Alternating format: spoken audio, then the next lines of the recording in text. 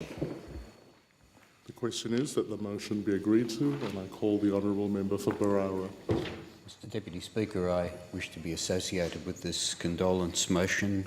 Michael MacKellar was a friend that I served with in this Parliament till he left us in 1993.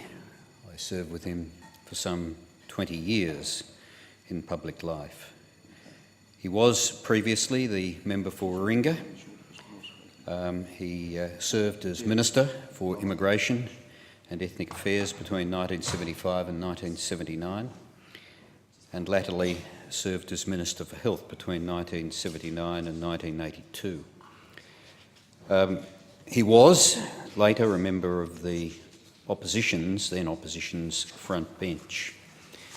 That doesn't tell you much about this man that I regard as particularly special. If you go to some comments made by former member for Gwydir and leader of the National Party, you'll appreciate that Michael was a very unusual member for a metropolitan electorate. He was a young man who left correspondence school, was able to get to Shaw School in Sydney for a time, entered Sydney University and studied agriculture, graduating as a Bachelor of Agricultural Science, and worked in that field before he went to the United Kingdom, where he gained a Master of Arts in Oxford. So here is a man interested in issues relating to agriculture and sustainability, being elected to one of our very significant metropolitan seats. He first stood for Liberal Party pre-selection in 1966, was defeated, and the comments that John Anderson made that I was particularly interested in and which I wish to be noted were his comments of Michael MacKellar's secret weapon that was ultimately to lead to his selection as the member for Warringah. Michael, in March 1969, married Robbie, and the leader went on to say, as so many of us have discovered in this place, our wives or husbands, as the case may be, are so often our greatest assets. And the unsung heroes, though they may be, Michael, Robbie was soon to prove yours.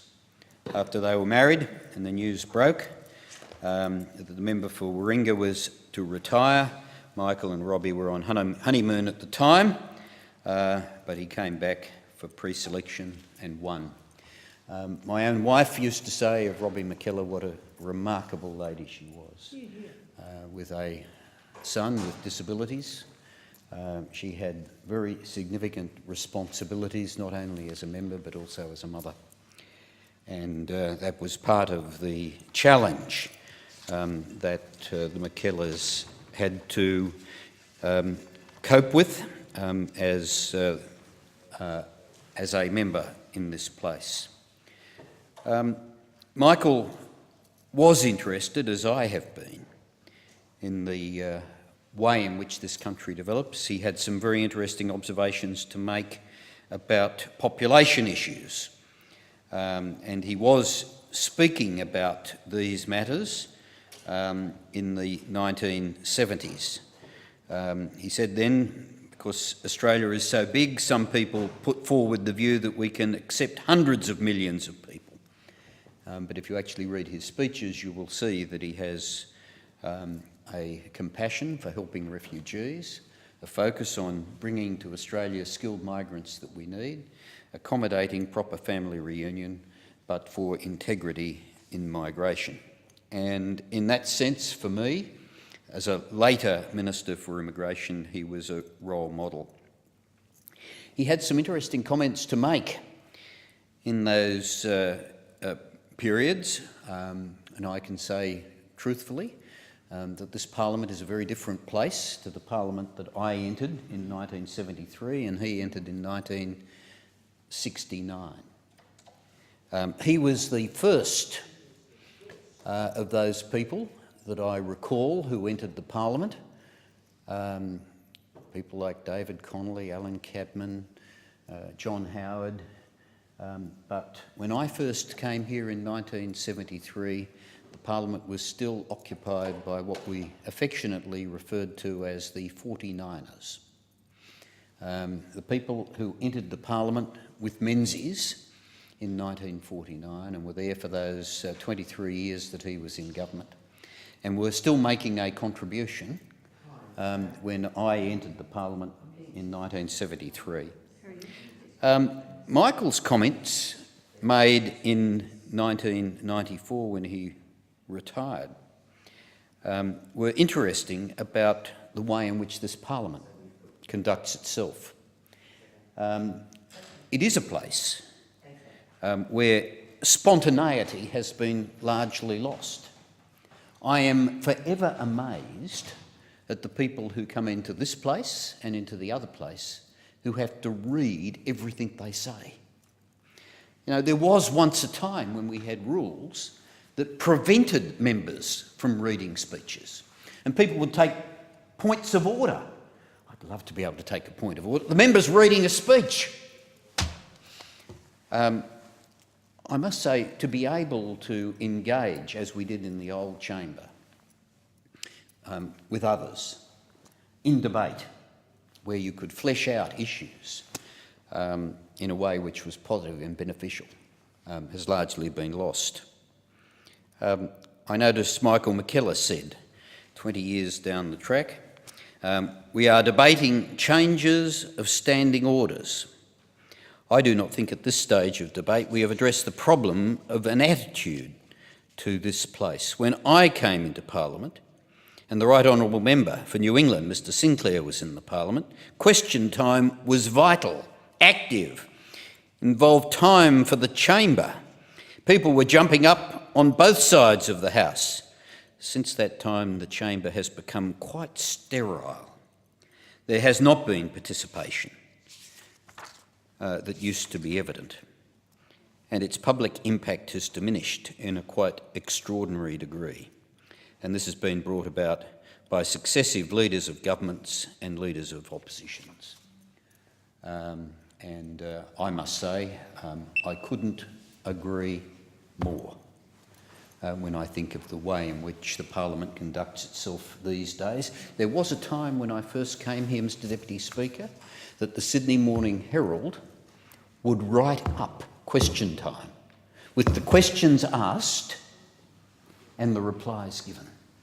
It was a matter of public interest. When do you last recall questions being written up in that way and our Parliament seen to be contributing substantially?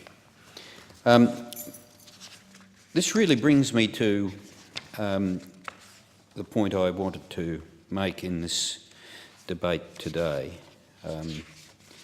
because Michael MacKellar was an extraordinarily positive minister for immigration, probably after me, the second longest serving Minister for Immigration in the last 30 years. Most have never contributed more than about 2 or 3 years. Michael was there 4, I was there for 7.5. Not that that's of great moment, but the point I wanted to make is that I think immigration is one of the most important portfolios that you can have. It's about nation building, it's about putting in place the building blocks for Australia and its future. And the non-discriminatory principles that were instituted by Michael MacKellar as part of the Fraser government have been absolutely crucial to its success. And that success is demonstrated today when I think we can say that we have the largest proportion of overseas-born people in our population for any other countries in the world except Israel and Luxembourg. A fact they're not well known, particularly about Luxembourg. I tell you, if cultural diversity was a problem, we would have the biggest problems in the world, and yet it works extraordinarily well. And I think it has a lot to do with the policies that were put in place and administered by Michael MacKellar, and I think at a time when we acknowledge his passing, we should thank God that we were able to have somebody like him in that role. In August 1988, in my party, we had some difficult debates about immigration. It wasn't the first time, it was the second. Some people thought that there may be circumstances in which you might wish to discriminate against people on the basis of their race or their country of origin. And I'm just looking at an extract of the Canberra Times as I speak when I say this, Mr Deputy Speaker. It recorded that there were 6 Liberals unhappy with party's immigration policy. And the article leads with 2 former Ministers for Immigration, Michael MacKellar, Ian McPhee, a spokesman for our party at that time, Philip Ruddock, Senator Peter Boehm, the late Ian Wilson, who was the member for Sturt, and Steele Hall. It was McPhee, Boehm, Ruddock and Hall who crossed the floor on a very difficult issue of principle, and MacKellar and Wilson each abstained. He continued to play a leadership role in relation to these matters. I think his contribution has been greatly undersold, if I can put it that way. I think he has been a very significant contributor to this nation. I'm sorry that I have not seen him of late. He moved interstate. I am equally sorry that Robbie had passed away.